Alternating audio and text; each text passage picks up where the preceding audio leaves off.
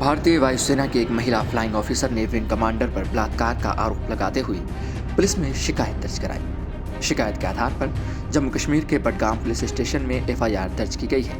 दोनों अधिकारी श्रीनगर में रहते हैं। भारतीय वायुसेना ने कहा कि वे अधिकारियों के साथ सहयोग कर रहे हैं। वायुसेना ने मीडिया से बात करते हुए कहा कि हमें मामले की जानकारी है। स्थानीय पुलिस स्टेशन बडगाम ने इस मामले में श्रीनगर में भारतीय वायुसेना से संपर्क किया है और हम स्थानीय अधिकारियों के साथ पूरा सहयोग कर रहे हैं। फ्लाइंग ऑफिसर ने अपनी शिकायत में कहा कि पिछले 2 सालों से उसे उत्पीड़न और यौन उत्पीड़न और मानसिक यातना का सामना करना पड़ रहा है। अधिकारी ने कहा कि 31 दिसंबर 2023 को ऑफिसर मेस में आयोजित एक नए साल की पार्टी में उनके सीनियर ने पूछा कि क्या उन्हें उपहार मिला है।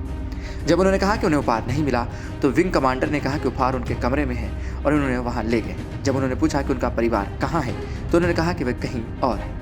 फ्लाइंग ऑफिसर ने आरोप लगाया है कि उनके सीनियर ने उन्हें जबरन ओरल सेक्स करने के लिए मजबूर किया और उनके साथ छेड़छाड़ की। उन्होंने कहा, मैंने उनसे बार बार ऐसा करने से मना किया और हर संभव तरीके से इसका विरोध करने की कोशिश की। आखिरकार मैंने उन्हें धक्का दिया और भाग गई। उन्होंने कहा कि हम शुक्रवार को फिर मिलेंगे जब उनका परिवार चला जाएगा।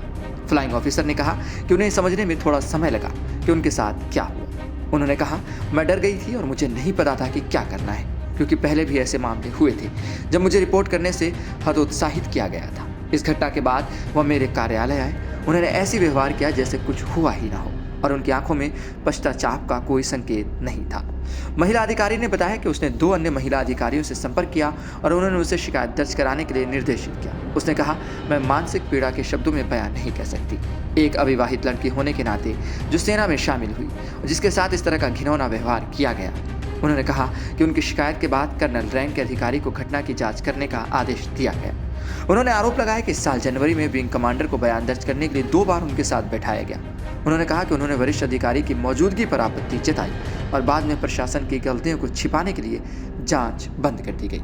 इसके बाद उन्होंने आंतरिक समिति के समक्ष एक नया आवेदन दायर किया और 2 महीने बाद समिति की बैठक हुई। उन्होंने कहा, यौन अपराधी की सहायता करने के लिए स्टेशन अधिकारियों को पक्षपात मेरे लिए बहुत दुखद था। उन्होंने आरोप लगाया कि कई बार जोर देने पर भी मेडिकल जांच नहीं की गई।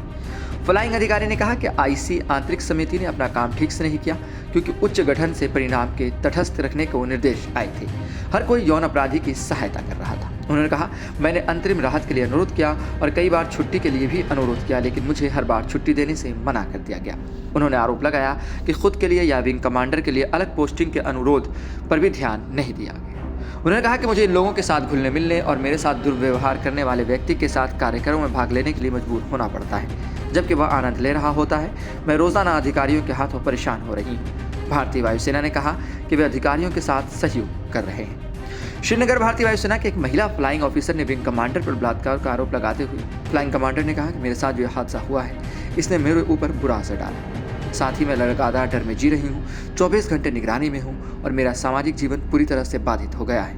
उत्पीड़न ने मुझे आत्महत्या के विचारों की ओर धकेल दिया और मैं पूरी तरह से असहाय महसूस कर रही हूँ। मैं अपने दैनिक जीवन को जारी रखने में असमर्थ हूँ और मेरे सामाजिक मेलजोल पर अधिकारियों द्वारा कड़ी निगरानी रखी जाती है और उसे हतोत्साहित किया जाता है। मैंने बहुत लंबे समय तक इस यातना को सहन किया है और मैं अपने टूटने के बिंदु पर पहुँच गई।